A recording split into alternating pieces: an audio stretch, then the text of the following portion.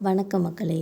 இன்றைக்கி நம்ம இந்த வீடியோவில் 60 வருஷத்துக்கு ஒரு முறை வர இந்த அபூர்வ பராபர வருஷத்தை பற்றியும், இந்த வருஷத்தில் மேசத்துலேருந்து மீனம் வரைக்கும் யார் யாருக்கு லாபம், யார் யாருக்கு நஷ்டம், இந்த 12 ராசிகளோட தமிழ் புத்தாண்டு பலன்களை பற்றி தான் இந்த வீடியோவில் பார்க்கலாம் வாங்க.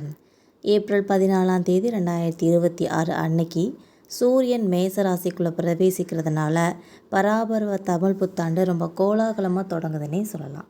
ஜோதிடத்தின்படி பார்த்தோம்னா நிறைய முக்கிய கிரக மாற்றங்களை இந்த வருஷத்தில் நடக்க இருக்குதுன்னே சொல்லலாம். 12 ராசிக்குமான பலன்கள் ரொம்ப எதிர்பார்ப்பையும் ஏற்படுத்தியிருக்கு. இதில் மேசத்துலேருந்து கடகம் வரைக்கும் இருக்கிற ராசிகளுக்கு புதுசாக முயற்சிகளில் வெற்றியும் பொருளாதார முன்னேற்றமும் கிடைக்கிறதுக்கான வாய்ப்புகள் ரொம்ப பிரகாசமாக இருக்குன்னே சொல்லலாம். இதுலேயும் குறிப்பாக மேச ராசிக்காரங்களுக்கு பணவரவு ரொம்ப தாராளமாக இருக்கும். அடுத்ததாக ரிஷபம் மற்றும் மிதுன ராசிக்காரங்களுக்கு இந்த வருஷம் ரொம்ப முன்னேற்றமான பாதையை வகுத்து கொடுக்குது. ரிஷப ராசிக்காரங்களுக்கு நீண்ட நாள் ஆசைகள் நிறைவேறது மட்டும் இல்லாமல் குடும்பத்தில் மகிழ்ச்சியும் உண்டாகும்.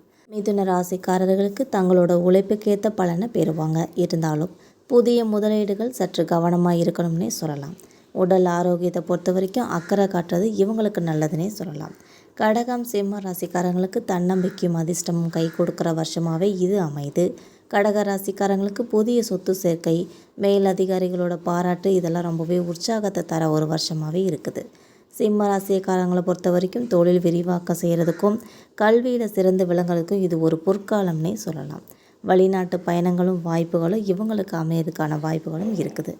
கன்னி, துலாம் மற்றும் விருச்சக ராசிக்காரர்களுக்கு பொறுமையும் விடாமுயற்சியும் தான் ஒரு நல்ல பலனை கொடுக்கும்னே சொல்லலாம்.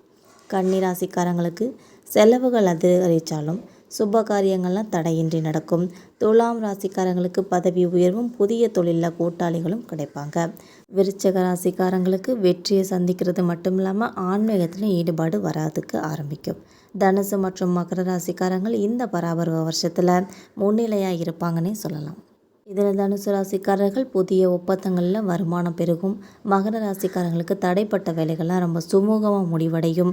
இறுதியாக கும்பம் மற்றும் மீன ராசிக்காரர்களுக்கு சிக்கல்கள்லாம் விளங்கி நன்மைகள் நடக்க போகிற ஒரு ஆண்டாக தான் இந்த வருஷம் இருக்க போதுன்னே சொல்லலாம். கும்பராசிக்காரர்களுக்கு கடன் சுமைகள் குறைந்து வேலையில் நிம்மதி கிடைக்கும். மீனராசிக்காரர்களுக்கு எதிர்பாராத திடீர் திருப்பங்களால் லாபங்கள் உண்டாகும். ஒட்டுமொத்தமாக இந்த தமிழ் புத்தாண்டை பொறுத்த வரைக்கும் கிரகங்களினோட சாதகமான சஞ்சாரத்தினால எல்லா ராசியினருக்கும் வாழ்வோட அடுத்த கட்டத்தை நோக்கி போகிற வகையில் அமைஞ்சிருக்குன்னே சொல்லலாம்.